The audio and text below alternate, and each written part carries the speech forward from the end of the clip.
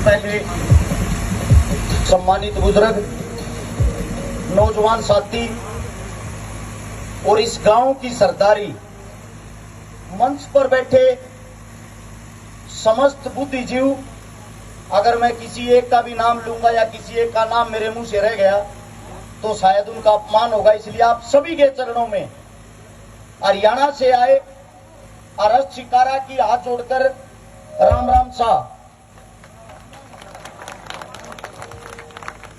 आप लोगों ने जो प्यार प्रेम दिया है उसके बदले में आज मैं भी कुछ बताना चाहता हूं, क्योंकि आप अरस शिकारा को सिर्फ फोन में देखते हो, असलियत में नहीं पता। मैं ये चाहता हूं कोई भी ताली ना बजाए, कोई भी किसी चीज में ध्यान ना दे, सिर्फ 1 मिनट गौर करके मेरी बात को जरूर सुने। सबसे पहली बात तो बार बार आप एक शब्द बोलते हो, हरियाणा से आए अरस शिकारा, हरियाणा से आए। आप ही के पास में ददरेवा गांव होगा चूरू में। आप सभी को बता दूं, हमारे पूर्वज, हमारा गांव इसी राजस्थान की पावन धरा के ददरेवा गांव से गया है। और वो जिम्मेदारी आप लोगों ने लगाई थी। जिस वक्त दिल्ली को अलाउद्दीन खिलजी लूट रहा था, उस वक्त वो जिम्मेदारी लगाने के लिए आप लोगों ने वहां दिल्ली के बॉर्डर पे भेजा था। आप सभी को बता देता हूं, हरियाणा से पहले हम भी इसी राजस्थान की मिट्टी से पैदा होके गए हैं। अब बात आती है बड़े भाई साहब, क्या गुरुजी, हमारे गुरुजी ने बताया कि हरभजन सिंह को बुलाने वाले थे। बात हुई किसी सेलिब्रिटी को बुलाओ। गुरुजी ने फिर मेरा नाम लिया कि अरस शिकारा को बुलाया। सबसे पहले तो आप कहीं भी देख लेना, मैं जब मंच पे बोलना शुरू करता हूं उससे पहले अपनी पगड़ी, अपनी माला उतार कर अपनी बात रखता हूं। वो इसलिए क्योंकि पगड़ी का वजन बहुत भारी होता है, मेरे मुंह से कोई गलत शब्द ना निकल जाए। और माला इसलिए निकालता हूं, मैं कोई नेता मंत्री नहीं हूं। मेरी हकीकत क्या है उसको जानो, मेरी औकात क्या है उसको जानो। झूठे हवाई किले बनाना हमारे बस की नहीं है। मेरी हकीकत यह है, मैं सोनीपत के सेक्टर 23 के अंदर एक किराए के मकान में रहता हूं। अगर मेरे घर के बाहर 20 आदमी आ जाए और फोन करें, अरस शिकारा भाई कहां हो, आपके साथ चाय पानी पीनी है, शर्म से मेरा मुंह लाल हो जाता है। क्योंकि मेरे पास उस किराए के मकान में भी 2 कमरे हैं, 20 आदमी बैठाने की जगह नहीं है। यह है मेरी हकीकत। मेरा बाप, मेरा पिता 1 किले का जमींदार है, मजदूर है, मजदूरी करने वाला। और वो जो 1 किला है वो भी मेरे भाई के पास है, मेरे पास नहीं, क्योंकि वो मेरे से छोटा है। मेरा जो हिस्सा बनता है मेरा यही है, मैंने अपने भाई को दे रखा है। अब बात आती है मेरी काम करने की। मुझे एक चीज का बड़ा दुख है। आप लोगों को एक बात बता दूं पहले, मैं किसी गांव का सरपंच तो छोड़ो, नंबरदार तक नहीं हूं। बड़े बड़े ऑफर मेरे पास भी आते होंगे, कांग्रेस के, बीजेपी के, अन्य पार्टियों के, अन्य दलों के। मलाई मैं भी चाट सकता हूं, मजा मैं भी ले सकता हूं सरकारों का। लेकिन मैं आप सबको एक बात बता देता हूं, हम भाईचारा जोड़ के ये दिखाना चाहते हैं, हम किसान मजदूर बिना पद के ही पावर में है। नेता हमारे से है, हम नेताओं से नहीं।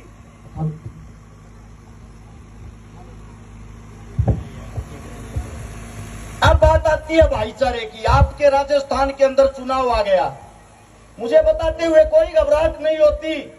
पिछले 2 चुनाव देख चुका हूं।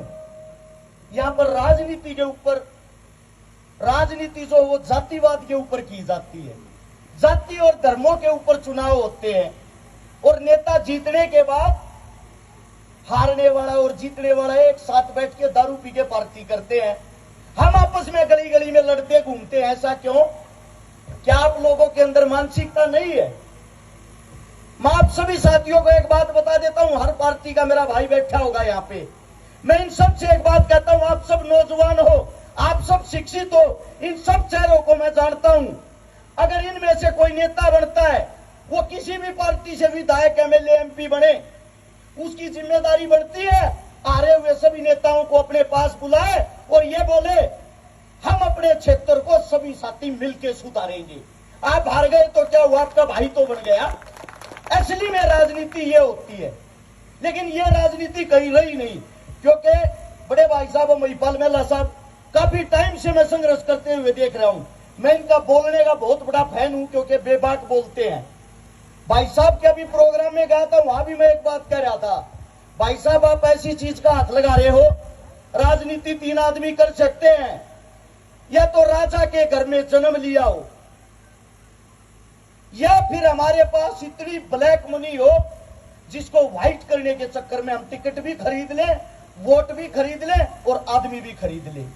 तीसरा राजनीति वो कर सकता है या राजा के घर में दरी बिछा रखी हो। हम हैं किसान पुत्र, हमारे से कोई सीधे मुंह बात नहीं करे, हम अगले से 1 साल तक नहीं बोलते भाई साहब। तो शायद हमारे कर्मों में राजनीति नहीं है, लेकिन इसका एक कारण है, राजनीति हम कर सकते हैं वो दिमाग से। उसकी एक छोटी सी उदाहरण के साथ आप लोगों को बताता हूं। एक बुजुर्ग अपने पोते को कंधे बैठा के घुमा रहा और उसने पूछा, दादाजी हम गुलाम कैसे हुए, हिंदुस्तान गुलाम कैसे हुआ? 15 अगस्त है परसों, आजादी का दिन, इस बात को गौर से समझना। दादा ने सोचा बच्चा बहुत छोटा है, इसकी उम्र मात्र 10 साल है, इसको कैसे समझाऊं मैं इतनी गहरी बातें। दादा उसको समझाता है, बेटा वो पेड़ देख, दिखाई दे रहा है? बोला हाँ। इस पेड़ के ऊपर बहुत सुंदर सुंदर घोंसले थे, चिड़िया के, काक के, कोयल के, सबके घोंसले थे, सबके घर थे। एक दिन एक लक्कड़हारा आता है, उस पेड़ की एक टहनी को काट देता है, कोयल का घोंसला नीचे गिर जाता है, कोयल रोने लग जाती है। काग बड़ा हंसा, बड़ा खुश हुआ, हमें तो कोई पूछता ही नहीं था। इस मूर्ख की आवाज सुन के सब ये कहते थे मधुर आवाज, अब देखूंगा कहां से निकलेगी। उस लक्कड़हारे ने दोबारा से कुल्हाड़ी उठाई, उस काग के घोंसले को भी काट दिया। काग भी नीचे गिर के रो रहा है, काग भी चिल्ला रहा है, बाकी हंस रहे हैं, तोता मैना सब। ऐसे करते करते उस लक्कड़हारे ने पूरे पेड़ को उजाड़ दिया। अंत में पेड़ एक ठूठा डंडा बन के रह गया। उस लक्कड़हारे ने उस पेड़ को नीचे से भी काट दिया। पोता बोला, दादाजी मैंने भारत की गुलामी की बात पूछी थी, पेड़ कहां से आ गया? दादा बताता है, बेटा ये हिंदुस्तान एक दिन ऐसा ही एक सुंदर पेड़ था, जिसके ऊपर जात ब्राह्मण, राजपूत, बनिए, हिंदू, मुस्लिम, सिख, ईसाई सब एक साथ मिलकर रहते थे। अंग्रेज वो आरी लेके आए और जब वो हमारे को काट रहे थे ना नीचे से, हिंदुओं को काटा तो मुसलमान हंस रहे थे, जब मुसलमानों को लूटा तब ईसाई हंस रहे थे। ऐसे करते करते उस हिंदुस्तान को उन कमीने अंग्रेजों ने गुलाम बना लिया, जिनकी संख्या मात्र 1,05,000 थी, और उस वक्त हमारी संख्या 40 करोड़ थी। तब भी हम उन आदमियों के गुलाम रहे। वही गुलामी की जंजीरें आप लोगों के पैरों में अभी भी डली हुई है। जब कोई चुनाव लड़ता है, उस चुनाव के टाइम आप पार्टी का ठप्पा देखते हो, ये किस पार्टी से चुनाव लग रहा, अगले का बैकग्राउंड नहीं देखते। अगला जमींदार के परिवार से है, तुम्हारे बीच खड़ा होने वाला है, तुम्हारे लिए हक की लड़ाई लड़ने वाला है या नहीं है। मेरा मानना यह है, आप सभी को बता देता हूं, राजनीति गलत चीज नहीं है। राजनीति गलत चीज नहीं है, अगर उसमें आप लोगों ने बदलाव करना सीख लिया तो। अगर बदलाव नहीं किया, आपके सामने 2 पार्टियां लाके खड़ी कर रखी है, एक बार कांग्रेस, एक बार बीजेपी, एक बार बीजेपी, एक बार कांग्रेस। मैं आप लोगों से पूछना चाहता हूं, किसान की, कमेरे की, मजदूर की, दलित की क्या कोई पार्टी है? क्या आप लोगों की कोई सुनने वाला है? जब आप कोठी पर किसी नेता मंत्री से मिलने जाते हो, आपकी चेकिंग करके आपको अंदर नहीं घुसने दिया जाता। मुझे ये बताओ, नेता चुनते हो या बटेऊ? ऐसी तैसी कर रखी उनकी। अरे कम से कम अपने भाई, अपने काका ताऊ, अपने बीच के उस इंसान को तो चुनो, जब आप लोगों को काम पड़े जाके उसकी गर्दन पकड़ सको, या उसका हाथ पकड़ के ये बोलो, भाई मेरा ये काम और अभी कर। इसलिए आप सबसे एक विनती है, गुजारिश है, ये जो जाति का कीड़ा है इसको अपने अंदर से मार लो। जब आपको आपके गांव के अंदर जरूरत पड़ेगी, आपके काम आपका पड़ोसी आएगा, ये जाति वाला कीड़ा नहीं आएगा। आप सभी साथियों से एक बात और बताता हूं, जाति भगवान ने दो बनाई थी, एक मर्द एक औरत, और आप लोगों ने यहां आके अपने मतलब अपने स्वार्थ के लिए जात बनिए वाल्मीकि बन के घूम रहे हो। ये जातियां इसलिए बनाई थी ताकि आप लोगों की जो गुलामी की जंजीरें हैं उनको बांध कर ये नेता लोग अपनी कुर्सी की तरफ खींचते रहे। क्या करेंगे? एक जाट पर अत्याचार करेंगे, अगले दिन पोस्टर छपवा देंगे, जाटों की बेइज्जती की फलानी सरकार ने। एक वाल्मीकि पर अत्याचार करेंगे, अगले दिन खबर दे देंगे वाल्मीकियों पर अत्याचार किया सरकार ने। ये हर लड़ाई को एक व्यक्ति विशेष से जाति पर लाकर छोड़ देते हैं। अगर कोई मुसलमान मुस्लिम बलात्कार करता है, पूरे हिंदुस्तान की खबर के अंदर आएगा। अगर वही बलात्कार किसी हिंदू ने किया होता, एफआईआर तक नहीं लिखी जाएगी। इतना भेदभाव क्यों? क्योंकि बलात्कारी बलात्कारी ही होता है, वो किसी भी जाति किसी भी धर्म से हो।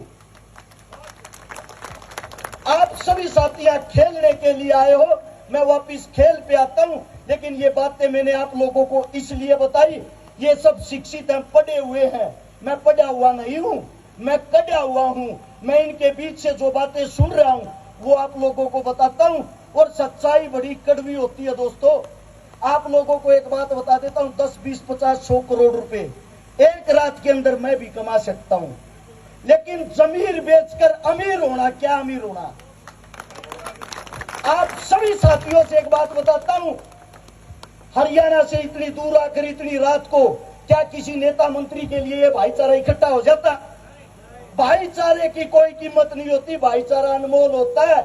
इसको जैसे आप मेरे को जो सम्मान जो प्यार दे रहे हो, आपके क्षेत्र के जितने भी भाई हैं जो किसी भी फील्ड में तैयारी कर रहे हैं, ये ताकत इनको दो ताकि ये तुम्हारी ताकत बनके तुम्हारे काम आए।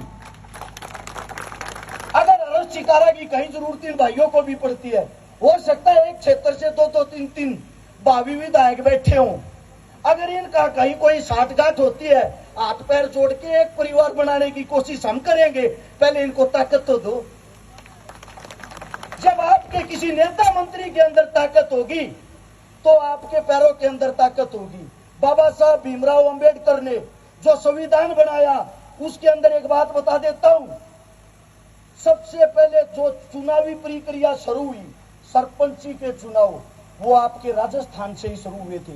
पूरे हिंदुस्तान के अंदर आप लोगों को एक बात बताता हूं, हम सरपंच इसलिए चुनते हैं कि सरपंच बनकर हमारे गांव की सारी कमियां सरकार को जाके बताए। लेकिन सरपंच क्या करता है, चुनने से पहले तो गांव का बेटा, चुनने के बाद पहले चाहिए फॉर्च्यूनर, और फिर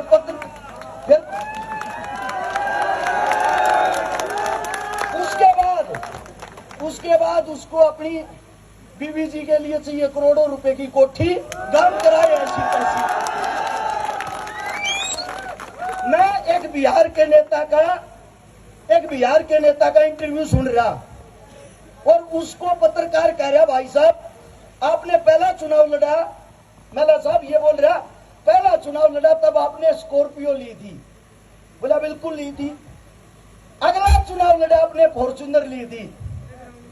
अब की बार आपका क्या विचार है तीसरे चुनाव में अगर आप बनते हो तो? वो बोला देखिए, गांव के जितने भी रोड और सड़कें हैं काफी टूट गए हैं, इतने ज्यादा गड्ढे हो रखे हैं, हमारी फॉर्च्यूनर भी वहां नहीं चलती। पत्रकार खुश हुआ, पत्रकार ने खुश होकर कहा इसका मतलब अब की बार तो रोड बनाओगे, विकास करोगे। अरे नहीं रे पगले, अब की बार हेलीकॉप्टर लेंगे। इनको हेलीकॉप्टर दिलाने से आप लोगों को क्या फायदा, और हिंदू मुसलमान बना के आप लोगों को लड़ाने से इनको फायदा। इसलिए आप सभी को बताता हूं, इंसानियत जिंदा रखें, इंसान के काम इंसान आता है। अब बात आती है आपके खेल की। यही खेल मैं भी खेल चुका हूं, 2005-6 में हरियाणा की टीम में था। और 2006 के लास्ट में ही राजस्थान की रणजी टीम में मेरा सिलेक्शन भी हुआ था। लेकिन उस वक्त 13 लाख रुपए रिश्वत के मांगे गए थे, जो मेरे पास 3,000 भी नहीं थे। 13 तो कहां से देता। आप सभी साथियों को यह बताता हूं मैं, ये खेल नहीं खेल रहे आप। इस खेल के कारण जो आपका यूथ है जो नशे की तरफ भागता है, जो आपका यूथ है जो बदमाशियां करता है, शरारतें करता है, आप उनको सुधार रहे हो। आप अपने गांव को सुधार रहे हो, आप अपने क्षेत्र को सुधार रहे हो। जब आप यहां आकर पसीना निकालते हो, जो आपके छोटे भाई हो, जो आपके बच्चे हैं, वो भी इन चीजों को देखकर आप लोगों को फॉलो करते हैं।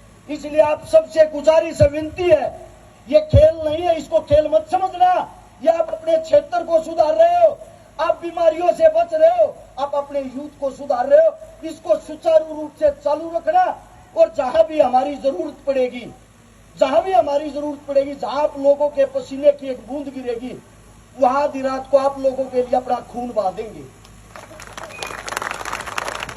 खाली बात नहीं करते, करने में विश्वास रखते हैं। आप सबने इतना प्यार प्रेम दिया। एक विनती आप सबसे करता हूं, भगदड़ को ये साथी नहीं मचाओगा। वहां खड़े होकर जो फोटो वाली बात थी, मैं कोई सेलिब्रिटी नहीं हूं, मैं भी ये चाहता हूं सब भाइयों के गले मिलके के फोटो, मैं आप लोगों का फोटो अपने घर लेके जाऊं। इसलिए भगदड़ नहीं मचाओगे। सारे भाई वहां चलकर सुख शांति से सबके साथ